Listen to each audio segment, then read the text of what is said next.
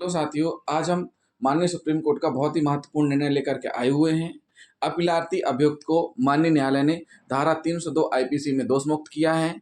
तो मामला क्या है, मामले पर नजर डाल लेते हैं। जिन साथियों ने अभी तक हमारा चैनल सब्सक्राइब नहीं किया है, हमारे चैनल को सब्सक्राइब कर लें और वीडियो को लास्ट तक जरूर देखें। मामला क्या है, प्रकाश नाई सेन बनाम गोवाराज, अपील संख्या 2010/2010, वर्ष निर्णय 12 जनवरी 2023। अपील कब सुप्रीम कोर्ट में पहुंची है? दांडिक अपील संख्या है 2010/2010 वर्ष, निर्णय हुआ 12 जनवरी 2023 को। अपीलार्थी अभियुक्त सिजोफ्रेनिया नामक एक मानसिक बीमारी से पीड़ित हैं। अभियुक्त के द्वारा धारा 84/84 आईपीसी के तहत प्रतिरक्षा ली गई है। उस हेतु माननीय सुप्रीम कोर्ट में अपील की गई है। माननीय सुप्रीम कोर्ट ने 84 आईपीसी के तहत प्रतिरक्षा स्वीकार करते हुए आरोपी को दोष मुक्त किया है। अब मामले पर नजर डाल लेते हैं। मामला है क्या, दिनांक 14/5/2004 को अभियुक्त अपीलार्थी ने एक व्यक्ति पर उस समय एक आयरन लॉकिंग प्लेट से आक्रमण किया जब वह प्रातःकाल सुबह 6 बजे अपने स्टोर पर कार्य कर रहा था, जिसने अभियुक्त अपीलार्थी को ना तो कोई प्रोकोपन दिया, ना उकसाया, ना ही उन दोनों के बीच कोई बातचीत हुई, कोई कहा सुनी हुई, ना ही कोई वाद विवाद हुआ, ना ही उसके पहले हुआ। घटना के बाद अपीलार्थी ने भागने का प्रयास नहीं किया, घटना स्थल के पास ही टहलता रहा, बैठ गया। जैसे ही अपीलार्थी अभियुक्त ने लॉकिंग प्लेट उस व्यक्ति पर, दुकानदार पर मारी, उसकी मौत हो गई। उसके बाद मौत के बाद भी घटना स्थल पर अभियुक्त बैठा रहा, वहीं टहलता रहा। इस घटना में उस घायल की मृत्यु हो गई थी जिस पर अपीलार्थी ने आक्रमण किया था। अपीलार्थी एसिड पोप्टिक डिसीज और मिल्ड हाइपरटेंशन का मरीज था। 17/11/2003 से 20/11/2003 के बीच उपचार के दौरान थिरोली नामक दवा दी गई। और ये जो दवा दी गई है, ये किसमें दी जाती है, किन पेशेंटों को? जो सिजोफ्रेनिया की बीमारी से ग्रसित होते हैं। अपीलार्थी को भारतीय दंड संहिता की धारा 302 के तहत अभियोजित किया गया। एफआईआर दर्ज हुई 302 के तहत, चालान पेश हुआ, अभियोजन चला। अभियोजन के दौरान फिर क्या हुआ है, ट्रायल के दौरान, अभियोजन के दौरान अपीलार्थी अभियुक्त की ओर से सीआरपीसी की धारा 329 के तहत आवेदन प्रस्तुत किया गया। क्या किया गया? 329 का आवेदन लगाया गया। आवेदन निरस्त हुआ, विचारण हुआ। विचारण होने के बाद न्यायालय ने सजा दी। अपीलार्थी की जमानत पर विचार किया जा रहा था। जब अपीलार्थी की जमानत पर विचारण न्यायालय के द्वारा विचार किया जा रहा था, तब न्यायालय ने अनुभव किया अपीलार्थी यह नहीं समझ पा रहा है कि क्या कार्रवाई चल रही है। घटना के बाद अपीलार्थी का मेडिकल परीक्षण करने वाले चिकित्सक और विचारण के दौरान उसका परीक्षण करने वाले चिकित्सक ने साक्ष्य दिया। मतलब घटना जब हुई थी, कब घटना हुई थी? 14/5/2004 को। उस समय भी उसका मेडिकल हुआ और ट्रायल के दौरान भी उसका मेडिकल परीक्षण कराया गया। उनकी साक्ष्य हुई, डॉक्टरों की साक्ष्य दिया। अपीलार्थी क्रोनिक सिजोफ्रेनिया से ग्रसित हैं। डॉक्टरों ने क्या कहा कि जो अपीलार्थी अभियुक्त है वो किस बीमारी से ग्रसित है? क्रोनिक सिजोफ्रेनिया से ग्रसित है। फिर भी सत्र न्यायालय, अतिरिक्त सत्र न्यायाधीश विशेष न्यायाधीश महोदय के द्वारा निर्णय दिनांक 25/7/2006 को अपीलार्थी अभियुक्त को धारा 302 आईपीसी के अंतर्गत दोष सिद्ध करते हुए दंडित किया। मुंबई उच्च न्यायालय की गोवा पीठ के खंडपीठ ने भी निर्णय की पुष्टि की और 2/6/2008 को अपील निरस्त करते हुए सजा बरकरार रखी। फिर अपीलार्थी अभियुक्त ने सुप्रीम कोर्ट में अपील प्रस्तुत की और जो अपील प्रस्तुत की उसमें क्या आधार लिया है? उच्चतम न्यायालय यानी सुप्रीम कोर्ट के समक्ष अपील मामले मेरिट पर नहीं, अपितु इस आधार पर किया गया कि इसके अपील को, मतलब उसके अपील को आईपीसी की धारा 24 के परिप्रेक्ष्य में विनिश्चित किया जाए। मतलब अपील को डिसाइड किया जाए आईपीसी 84 के तहत। क्यों? क्योंकि वो किस बीमारी से पीड़ित है? सिजोफ्रेनिया बीमारी से पीड़ित हैं। तदनुसार माननीय सुप्रीम कोर्ट के समक्ष मुख्य विचारणीय प्रश्न था, क्या सिजोफ्रेनिया एक ऐसी बीमारी है जिसके आधार पर अपीलार्थी को आईपीसी की धारा 84 में कथित साधारण अपवाद का लाभ प्रदान किया जा सकता है या नहीं। अपील का विनिश्चय भारतीय दंड संहिता की धारा 84 पर केंद्रित है, जो निम्न पठनीय है। किस पर केंद्रित है? 84 पर। अपील की सुनवाई हुई, निर्णय हुआ। निर्णय किस पर हुआ है? इस पर कि आईपीसी 84 के तहत लाभ दिया जाए कि नहीं दिया जाए। विकृत चित्त व्यक्ति का कार्य, अब उन्होंने स्पष्ट किया है कि 84 में बताया गया है विकृत चित्त व्यक्ति का कार्य। तो वह जो व्यक्ति विकृत चित्त है वह कार्य की प्रकृति समझने में असमर्थ है, यह जानने में असमर्थ है कि वह कार्य जो उसने किया है वह दोषपूर्ण है या विधि के प्रतिकूल है। और ऐसी विकृत चित्तता उस समय विद्यमान थी जब अपराध किया गया।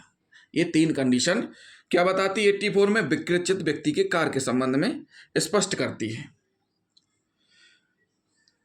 84 में यह भी कहा गया है, क्या कहा गया है कि धारा 84 का प्रावधान है कि केवल कार्य किसी को अपराधी नहीं बनाता, केवल कार्य किसी को अपराधी नहीं बनाता यदि उसका मन भी अपराधी ना हो। यह भी 84 में दिया गया है। मतलब आपराधिक विधि का एक आधारभूत सिद्धांत है कि आशय के साथ दोषिता को गठित करते हुए दुराशय का एक तत्व अवश्य ही विद्यमान होना चाहिए। मतलब सीधी सी बात है, अगर उस व्यक्ति के कार्य में किसी प्रकार का जो उसका मन है अपराधी नहीं है तो वह अपराध नहीं माना जाएगा, ऐसा 84 में कहा गया है। तो आपराधिक विधि के जो सिद्धांत है उसमें भी स्पष्ट किया गया है कि आशय के साथ दोषिता को गठित करते हुए दुराशय का एक तत्व अवश्य ही विद्यमान होना चाहिए।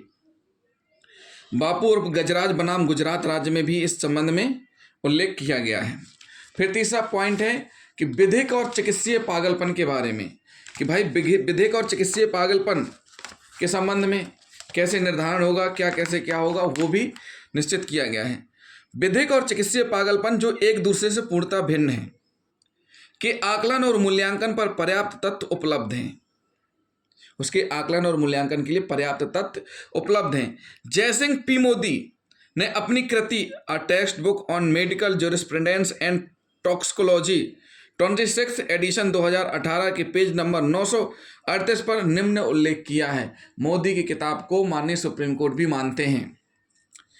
मानसिक बीमारी का निश्चय किया जाना, उसमें बताया गया है कि मानसिक बीमारी का निश्चय किया जाना, क्लिनिकल आकलन और प्रश्न जिन्हें संबोधित किया जाना आवश्यक है। विधिक पागलपन और मेडिकल पागलपन अनिवार्यता संगतता में नहीं होते हैं। 84 के अंतर्गत अपराधिकता के सबूत के लिए साधारण अपवाद में विधि विशेषित है कि क्या अभियुक्त मानसिक रूप से विकृत चित्त है। क्या मानसिक विकृतता ऐसी है कि वह जानने में समर्थ है कि कार्य की प्रकृति कृत्य दोषपूर्ण है या विधि के प्रतिकूल है। ये प्रश्न प्रत्यक्षता विधि की अनिवार्यता का परीक्षण करने से भी संबंधित है। क्या वह न्यायालय या विचारण में कार्रवाइयों की प्रकृति को समझने में समर्थ है। यह सुनिश्चित करने के लिए आवश्यक होगा कि वह अपने अधिवक्ता से सलाह लेने के लिए पर्याप्त सक्षम रखता है, उचित विचारण और प्रतिरक्षा के लिए उसे निर्देश देने हेतु। अब ये जो मूल्यांकन होगा, मूल्यांकन कैसे किया जाएगा इसी के संबंध में, तो मूल्यांकन के लिए क्या क्या चीजें होंगी। 3 बड़े तत्व हैं मूल्यांकन के लिए। अभियुक्त से साक्षात्कार किया जाए, फॉरेंसिक आकलन विलेख किया जाए, तृतीय पक्ष सूचना जिसमें समपार्श्विक रिपोर्ट, साक्षियों के कथन, पीड़ित के कथन, पुलिस रिपोर्ट, अनेक अभिलेख अर्थात मानसिक स्वास्थ्य उपचार, स्कूल, मेडिकल घटना स्थल इत्यादि जो भी अभियुक्त से जुड़ी हुई चीजें हैं उनको देखना, उन पर रिपोर्ट तैयार होनी चाहिए, उसके आधार पर ये चीज आनी चाहिए। सिजोफ्रेनिया के संबंध में वर्ष 1896 में क्रेपलिन, एमिल क्रेपलिन जर्मन मनोवैज्ञानिक ने इस बीमारी को ड्रेमेसिया प्रिकाइस नाम दिया था। फिर पॉल इग्यून ब्लूर स्विस मनोवैज्ञानिक यूजेनिस्टिक ने वर्ष 1911 में से सिजोफ्रेनिया नाम दिया। ऑक्सफोर्ड कंसाइज मेडिकल शब्दकोश एलिजाबेथ ए मार्टिन के 7वें संस्करण 2007 के पेज 642 पर सिजोफ्रेनिया को निम्नवत वर्णित किया है, उनने भी वर्णित किया है। साथ ही साथ उसके बाद अमेरिकन मनोवैज्ञानिक association 2013 diagnostic and statistical manual of mental disorder 5वां संस्करण वाशिंगटन डीसी पेज 87 में सिजोफ्रेनिया को वर्णन किया गया है। अब माननीय न्यायालय ने क्या कहा है कि उपरोक्त के विचार में हम आकलित करते हैं कि सिजोफ्रेनिया निश्चय एक ओवरपावरिंग मानसिक बीमारी है। क्या है? एक ओवरपावरिंग मानसिक बीमारी है। इस मामले में अपीलार्थी की ओर से विकृत चित्तता की प्रतिरक्षा विचारण न्यायालय के समक्ष उठाया गया। इस संबंध में अपीलार्थी ने क्या किया? 329 सीआरपीसी का आवेदन प्रस्तुत किया और विकृत चित्तता की प्रतिरक्षा का पॉइंट उठाया, किंतु संबंधित न्यायालय ने उस चीज को एक्सेप्ट नहीं किया है। किंतु संबंधित सरकारी चिकित्सक की रिपोर्ट पर विश्वास व्यक्त नहीं किया गया। जो प्रतिरक्षा ली गई उसमें संबंधित सरकारी चिकित्सक की रिपोर्ट भी हुई, जो कि उस पर विश्वास नहीं किया गया। अपीलार्थी के दादा के भाई और घटना के बाद अपीलार्थी का परीक्षण करने वाले चिकित्सक के इस साक्ष्य पर विश्वास करते हुए अपीलार्थी के तर्क को अस्वीकार कर दिया कि घटना के समय अपीलार्थी मानसिक रूप से ठीक था। क्या था? अपीलार्थी अभियुक्त घटना के समय मानसिक रूप से ठीक था। घटना के बाद जो उसकी रिपोर्ट तैयार करवाई गई विचारण के दौरान, उस रिपोर्ट में ये आया कि घटना के समय वह क्या था? मानसिक रूप से ठीक था। मात्र यह कि अपीलार्थी बाद में ठीक हो गया और समाज में समान रूप से रह रहा था, उसकी घटना के समय विकृत चित्तता के तर्क को अस्वीकार करने का आधार नहीं हो सकता। यह सबसे बड़ी नोट करने वाली बात है। क्या है? कि मात्र यह कि अपीलार्थी बाद में ठीक हो गया, मात्र यह कि अपीलार्थी बाद में ठीक हो गया और समाज में समान रूप से रह रहा था, उसके घटना के समय विकृत चित्तता के तर्क को अस्वीकार करने का आधार नहीं हो सकता है। माननीय न्यायालय ने कहा है कि हमारी राय में अपीलार्थी आईपीसी की धारा 84 का बचाव प्राप्त करने का हकदार है। उपरोक्त के विचार में अपीलार्थी को आईपीसी की धारा 84 के तहत लाभ दिया जाता है और आईपीसी 302 के अंतर्गत दोष सिद्धि और दंडित करते हुए विचारण न्यायालय का निर्णय 25/7/2006 को और इस निर्णय की पुष्टि करते हुए उच्च न्यायालय का आक्षेपित निर्णय दिनांक 2/6/2008 का निरस्त किया जाता है। अपीलार्थी को आरोपों से मुक्त किया जाता है, दोष मुक्त किया जाता है। इसी संबंध में माननीय सुप्रीम कोर्ट ने भारतीय साक्ष्य अधिनियम 1872 की धारा 105 के अंतर्गत बताया कि किसी विकृत चित्त व्यक्ति को अपनी विकृति को संदेहों से परे साबित करने की आवश्यकता नहीं है। साथ ही साथ यह भी कहा है कि धारा 105 और धारा 108 को साथ पढ़ा जाना चाहिए। घटना के समय, घटना के पूर्व और घटना के पश्चात अभियुक्त के व्यवहार व आचरण को विचार में लिया जाना बेहतर है। तो साथियों, ये हुआ बहुत ही महत्वपूर्ण निर्णय माननीय सुप्रीम कोर्ट का, जिसमें माननीय सुप्रीम कोर्ट ने धारा 302 आईपीसी में अपीलार्थ अभियुक्त प्रकाश को दोष मुक्त किया तथा आईपीसी की धारा 84 के तहत प्रतिरक्षा स्वीकार करते हुए लाभ प्रदान किया। तो जिन साथियों ने हमारा धारा 84 विकृत चित्तता से संबंधित वीडियो नहीं देखा है वो देख लें। तो जिन साथियों ने अभी तक हमारा चैनल सब्सक्राइब नहीं किया है तो हमारे चैनल को सब्सक्राइब कर लें, वीडियो को लाइक शेयर करना ना भूलें। थैंक यू दोस्तों, साथ में कमेंट्स जरूर करें। थैंक यू दोस्तों।